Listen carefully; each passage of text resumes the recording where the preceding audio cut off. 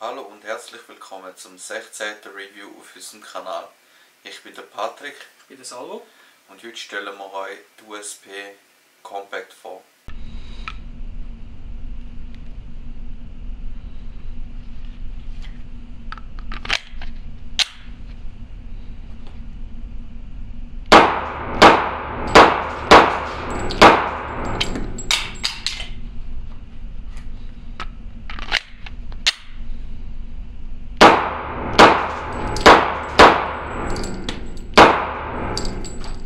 Genau geht es um einen Heckler & Koch USP Compact mit LEM-Abzugssystem im Kaliber 40 Smith & Wesson. Die USP Compact gibt es unter anderem auch noch im Kaliber 9 mm, 357 SIG und 45 ACP. Von der Compact-Version gibt es auch noch Tactical-Varianten mit Gewind, damit man einen Schalldämpfer machen kann. Oder auch die USP in Full-Size-Pistolen, dort auch normal, Tactical oder diverse Matchpistolen. Zudem gibt es all die USP-Modelle mit vielen verschiedenen Kombinationen an Abzugseinheiten und Sicherungseinheiten. Die USP Compact ist 1996 das erste Mal auf den Markt gekommen. Sie basiert, wie es der Name schon sagt, auf der normalen USP, die 1993 das erste Mal vorgestellt worden ist. Die USP-Serie sind die Pistolen, die als erstes ums Kaliber 40 Smith & Wesson rundum designt worden sind. Und sie gehören auch zu den Pistolen, die auf dem Markt an den härtesten Tests unterzogen worden sind und die auch mit Bravour bestanden haben. Zudem kann man die USP ab Werk schon sehr gross individualisieren. Das heisst, Abzug, Sicherungssystem, kann man alles individualisieren. Und sie gehören auch zu der Standardausrüstung der Bundeswehr und natürlich auch vielen anderen Polizeien auf dieser Welt. Die Waffe wird in einem Kunststoffkoffer geliefert. Der besitzt beim Henkel zwei Ösen, wo man Vorhängeschlösser machen kann. Im Lieferumfang dabei haben wir natürlich die Pistole selber, ein Magazin, und zwar bei uns der mit dem verlängerten Magazinboden. Dann haben wir noch eine Zielscheibe mit dem Testschussbild vom Werk und eine Bedienungsanleitung in diversen Sprachen mit ganz viel Text. Aber es hat auch teilweise noch Bildchen drin, damit man es auch gut versteht. Und das ist der Lieferumfang von dieser Waffe. Bei diesem Modell handelt es sich um eine Hammerfire-Pistole mit LEM-Abzugssystem. Für die nicht wissen, was ein LEM-Abzugssystem ist, haben wir ein separates Infovideo gemacht. Den Link dazu findet ihr im Videobeschreibung. Der Schlitten ist aus Stahl und verfügt auf der hinteren Seite über Serration für eine bessere Hantierung. Das Griffstück ist aus schlagfestem Polymer, verfügt seitlich, hinten und vorne über rauche Texturierungen, um die Waffe griffiger zu machen. Anstelle von einem klassischen Magazinauslausknopf hat man hier einen Hebel auf der linken und rechten Seite, wo man gegen oben drücken muss, um das Magazin zu lösen. Bei unserem Modell ist der Sicherungshebel auch auf der rechten und auf der linken Seite vorhanden. Den Schlittenfanghebel gibt es bei diesem Modell nur auf der linken Seite. Er schaut ein bisschen raus und ist sehr gut bedienbar. Die Waffe selber wiegt knapp 670 Gramm.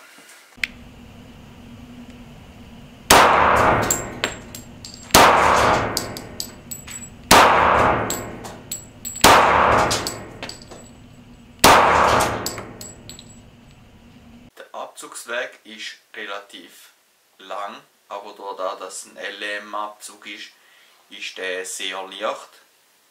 Der Druckpunkt ist gut erkennbar, aber nach dem Druckpunkt kann man noch ca. 1 2 mm weiterziehen, bis der Schuss wirklich geht. Der Reset-Weg ist verhältnismäßig auch ein bisschen länger als bei anderen Waffen, die wir bis jetzt getestet haben. Aber nicht jetzt gerade extrem lang.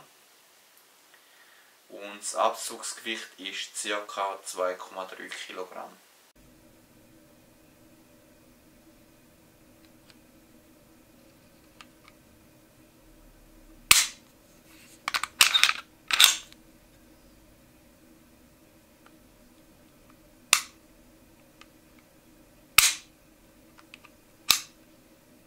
Beim Lauf handelt es sich um einen 91 mm langen Polygonlauf.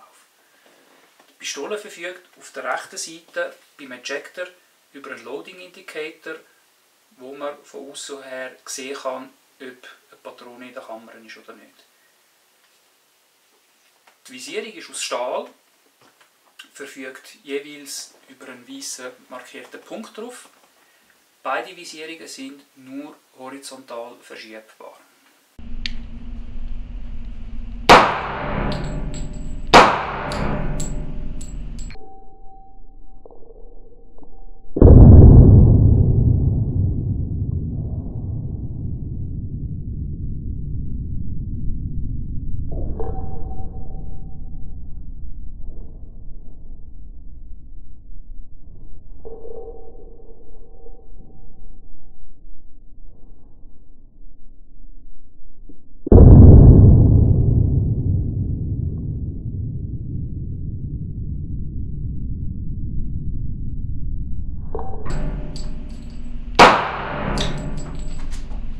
Der Rückstoß ist relativ hoch, aber dadurch, dass sie so einen kurzen Lauf hat und ein grösseres Kaliber wie 9 mm, ist das vorhersehbar gewesen.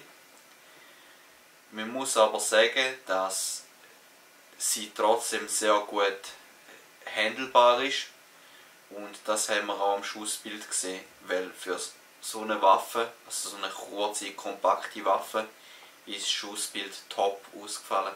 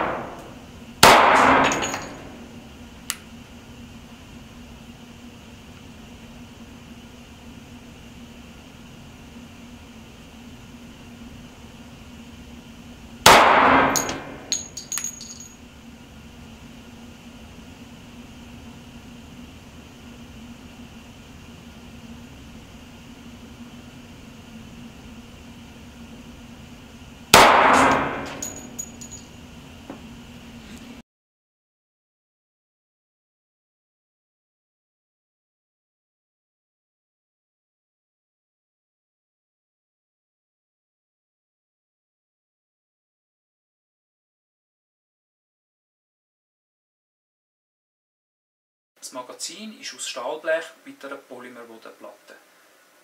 Im Kaliber 40 S&W fasst es 12 Schuss.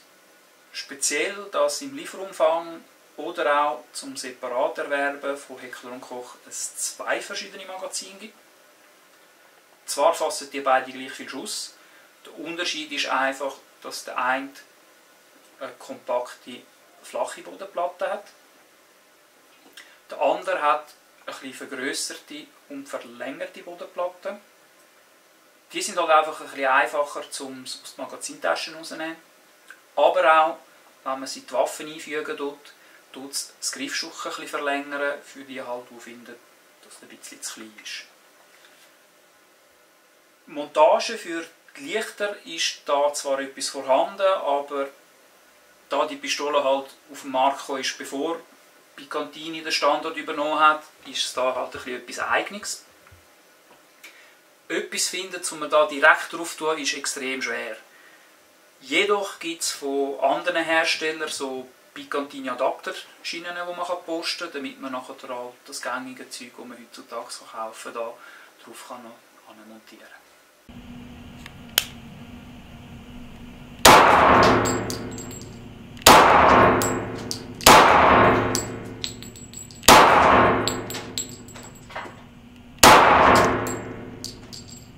Mein Fazit zu der USP Compact: Es ist eine mega lustige Waffe zum Schiessen, dadurch, dass sie halt ein anderes Kaliber als 9 mm ist. Macht es mit dem Rückstoß viel Spaß zum Schiessen. Von der Präzision her merkst du halt eben auch durch den Kurzlauf, dass sie nicht so cool ist wie andere. Aber im Allgemeinen, Großen und Ganzen ist es eine super Waffe. Eben mega cool zum Schiessen. Und halt eher interessanter für Leute, die taktisch mit der Waffe hantieren als Präzisionsschützen.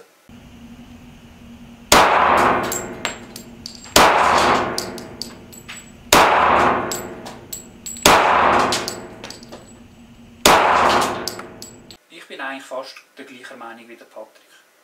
Die Pistole selber gefällt mir wirklich sehr. Also nicht nur Design, ich finde auch, sie hat eine sehr interessante Größe. Ist mal schön mal, sie ist nicht zu gross, sie ist nicht zu klein, es hat wirklich ein gutes Zwischenmaß getroffen. Vom Schiessen finde ich es auch, macht wirklich Spass. Mir hat das LEM-Abzugssystem eigentlich wirklich recht gefallen, muss ich sagen. Dennoch muss ich sagen, ich würde die Pistole zwar empfehlen, aber ich würde sie doch eher im Kaliber 9 mm empfehlen. Weil ich finde, der Unterschied vom Rückstoß und verbunden mit dem Rechnen durch, was ein Pack 40er Munition kostet, was ein Pack 9 mm kostet, finde ich, ja, aus meiner Sicht lohnt es sich nicht. Also, es würde mehr Spass machen, wenn sie 9 mm ist und es halt auch nicht immer, blöd gesagt, schweineteuer ist und kannst du nicht schiessen. Aber sonst, ja, wie man so Heckler und Koch kennt, sie machen gutes und zuverlässiges Zeug. Wie es der Patrick gesagt hat, weniger halt vielleicht für Präzisionsschützen, mehr halt für dynamisch, Defense, ich weiss nicht was, Schiessen. Ist sie wirklich top, kann man nur empfehlen.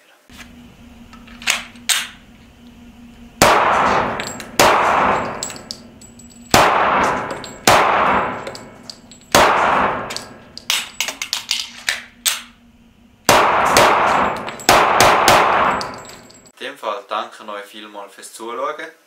Danke auch an Assetto Swiss, dass wir die Schiessaufnahmen dürfen machen. Wie immer würden wir uns natürlich über jeden Like freuen, wenn euch das Video gefallen hat. Und natürlich auch jeden neuen Abonnent.